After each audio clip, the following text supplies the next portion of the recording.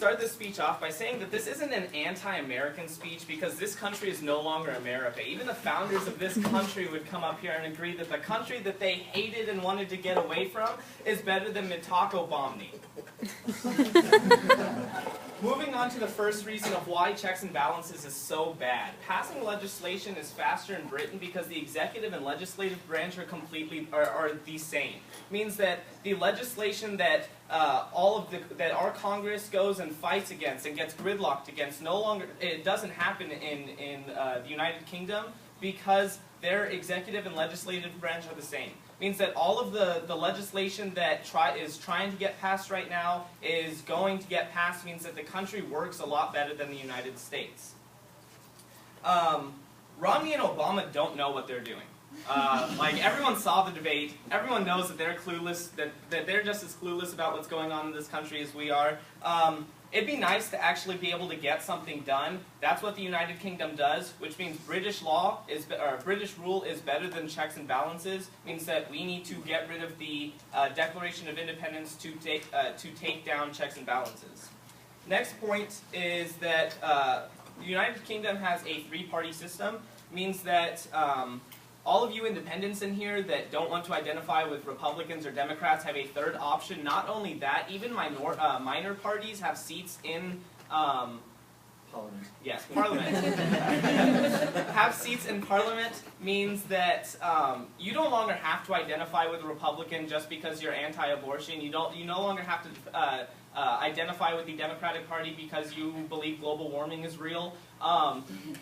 You get to pick a party based on your specific beliefs because there's more parties with more power in the United Kingdom. Means that the two-party system that this country for some reason decided was a good idea, you no longer have to deal with.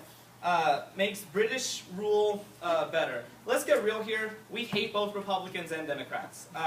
We identify with them only because somewhere along the lines, what the founders wanted this country to be got tangled up and messed up, and now we're stuck with them. We can change that. Go to British law, get rid of the Declaration of Independence, go to British law, means that we no longer have to deal with these bastards.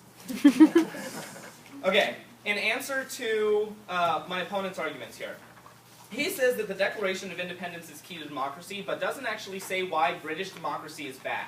He comes up here and talks to you about how United States democracy is the end-all, be-all of democracy, but that's not true. He specifically identifies Egypt and Libya as needing democracy. If you look in the Middle East at all of the riots and rebellions against the United States, you'll see that the United States democracy probably isn't what they want right now. How many times do you see, oh, darn UK democracy on the news? It doesn't happen. The United States, UK democracy is inherently better. Yes.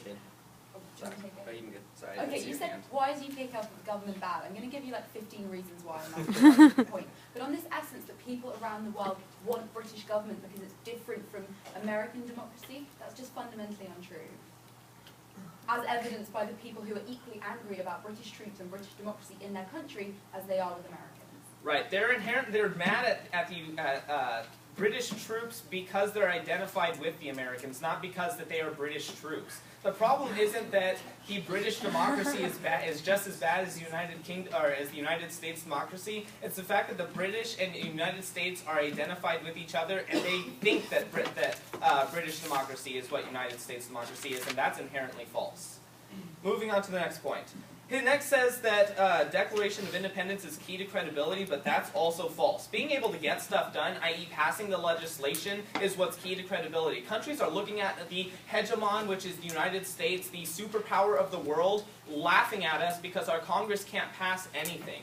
The fact that Congress is gridlocked means that other countries view us and laugh at us. It means that credibility, it's not the Declaration of Independence and our stubbornness and are willing to fight that is key to credibility, but the fact of us getting stuff done to make this country a better place, that's what's key to credibility. It means adopting British law and able to pass laws makes us more credible. This means that we solve the best internal link to solving wars. His next argument is that credibility is key to solve wars. If we solve credibility better than they do, then we solve wars better than they do. It's a pretty simple argument here. His next argument is that we need to prioritize China and a secession... Yes? When has Britain ever solved a war?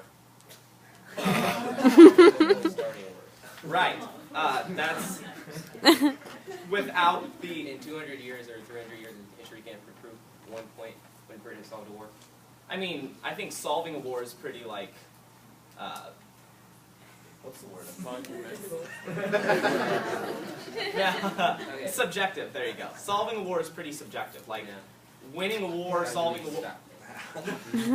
Okay, he says that prioritizing China is what's necessary and a secession makes that impossible, but none of his apocalyptic scenarios occur because it's predicated under the inability, it's predicated under the United States and Britain being different countries. We're not seceding into a new country, we're adopting what was going to be our laws. Means that it's not like we're going to have to change the money system, or we're going to have to, like all of his apocalyptic scenarios of like war going to happen after we start seceding into Britain isn't going to happen, because it's not like, we're forming one country, not like, well, that's just a bad argument.